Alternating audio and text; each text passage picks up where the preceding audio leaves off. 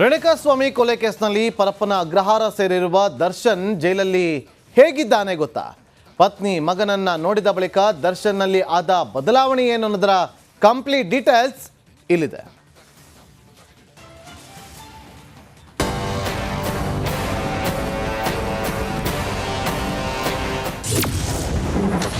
ಕಂಬಿ ಹಿಂದೆ ಹೇಗಿದ್ದಾನೆ ಸಾರಥಿ?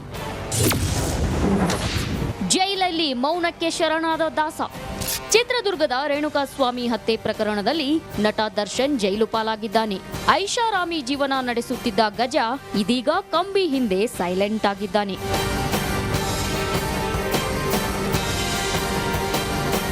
ಹೌದು, ಪರಪ್ಪನ ಅಗ್ರಹಾರ ಜೈಲಿನಲ್ಲಿ ಆರೋಪಿ ದರ್ಶನ್ ಮೌನಕ್ಕೆ ಶರಣಾಗಿದ್ದಾನಂತೆ. ಸರಿಯಾಗಿ ಊಟ ಇಲ್ಲದೆ ಕಾಟೇರ ಮಂಕಾಗಿದ್ದಾನೆ.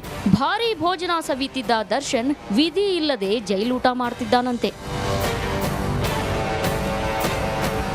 ಇನ್ನು ಪತ್ನಿ ಮಗನನ್ನ ನೋಡಿ ನಿರಾಳವಾಗಿರೋ ದರ್ಶನ್ ಸಹ ಕೈದಿಗಳ ಜೊತೆ ಸರಿಯಾಗಿ ಬೆರೆಯದೆ ಒಂಟಿಯಾಗಿ ಕಾಲ ಕಳೀತಿದ್ದಾನಂತೆ.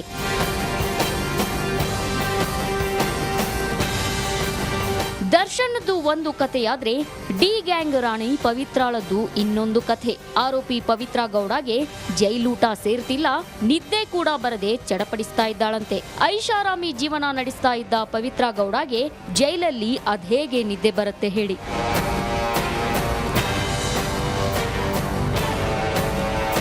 ಕಂಬಿ ಹಿಂದೆ ಇರೋ ತಾಯಿಯನ್ನ ನೋಡೋಕೆ ಪವಿತ್ರ ಗೌಡ ಅಮ್ಮ ಹಾಗೂ ಮಗಳು ಖುಷಿ ಜೈಲಿಗೆ ಭೇಟಿ ನೀಡಿದ್ದಾರೆ. ಅದೇನೇ ಹೇಳಿ, ಆರೋಪಿಗಳು ಮಾಡಿರೋ ತಪ್ಪಿಗೆ ಅವರ ಇಡೀ ಕುಟುಂಬವೇ ಪಶ್ಚಾತ್ತಾಪ ಪಡುತ್ತಿದೆ. ನವೀನ್ ಶೆಟ್ಟಿ, ರಿಪಬ್ಲಿಕ್ ಕನ್ನಡ, ಆನೇಕಲ್.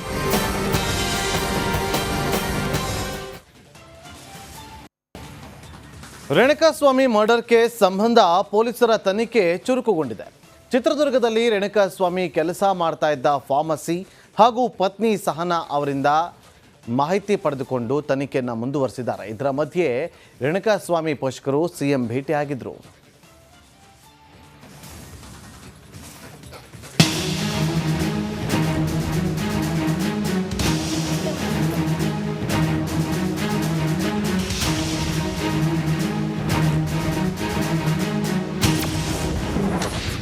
ಡೆವಿಲ್ ಗ್ಯಾಂಗ್ಗೆ ಕೊಲೆ ಕೇಸ್ ಉರುಳು.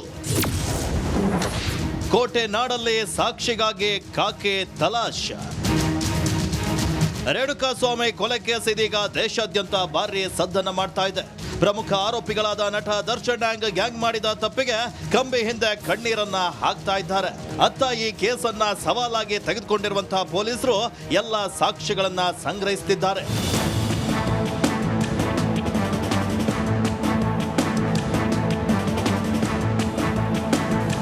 ಇದೀಗ ಚಿತ್ರದುರ್ಗದಲ್ಲೂ ಸಾಕ್ಷಿಗಾಗಿ ಪೊಲೀಸರು ತಲಾಶ್ ನಡೆಸಿದ್ದಾರೆ. ಸಿಪಿಐ ಸಂಜೀವ್ ಗೌಡ ನೇತೃತ್ವದ ತಂಡ ಕೋಟೆನಾಡಲ್ಲಿ ಸಾಕ್ಷಿ ಸಂಗ್ರಹಿಸಿದೆ. ಮೊದಲಿಗೆ ಮೃತ ರೇಣುಕಾಸ್ವಾಮಿ ಕೆಲಸ ಮಾಡ್ತಿದ್ದ ಅಪೋಲೋ ಫಾರ್ಮಸಿಗೆ ಭೇಟಿ ನೀಡಿದ ಅಧಿಕಾರಿಗಳು ಸುಮಾರು 45 ನಿಮಿಷ ಸಿಬ್ಬಂದಿಗಳಿಂದ ಇಂಚಿಂಚು ಮಾಹಿತಿಯನ್ನ ಸಂಗ್ರಹಿಸಿದ್ರು.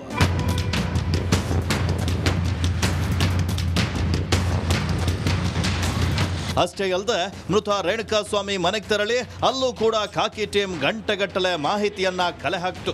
ರೇಣುಕಾಸ್ವಾಮಿ ತಂದೆ, ತಾಯಿ ಹಾಗೂ ಪತ್ನಿಯ 161 ಹೇಳಿಕೆಯನ್ನ ದಾಖಲಿಸಿಕೊಂಡ್ರು. ರೇಣುಕಾಸ್ವಾಮಿ ಬಳಸ್ತಿದ್ದ ಮೊಬೈಲ್ ಪತ್ತೆಗೆ ಪೊಲೀಸರಿಂದ ತೀವ್ರ ಹುಡುಕಾಟವನ್ನು ನಡೆಸಿದ್ದಾರೆ. ರೇಣುಕಾಸ್ವಾಮಿ ಬಳಸ್ತಿದ್ದ ಬೈಕ್ ಪರಿಶೀಲನೆ ಜೊತೆಗೆ ಸ್ಥಳ ಮಹಜರ್ ಕೂಡ ಮಾಡಿದ್ರು. ಇವತ್ತು ಪೊಲೀಸ್ನವ್ರು ಬಂದಿದ್ರು. ಅವರು ನನ್ನ ಸೊಸೆ ಸಹನ ಹತ್ರ ಸ್ಟೇಟ್ಮೆಂಟ್ ತಗೊಳಕ್ಕೋಸ್ಕರ ಬಂದಿದ್ರು. ಅವಳ ಹತ್ರ ಕೇಳಿದ್ರು ಅವತ್ತಿನ ದಿನ ಏನು ನಡೀತು, ಶನಿವಾರ ಏನು, ಎಷ್ಟು ಗಂಟೆಗೆ ಹೋದ್ರು, ಏನು ನಿಮಗೇನಾರು ಹೇಳ್ಬಿಟ್ಟು ಹೋದ್ರಾ ಏನು ಅಂತ.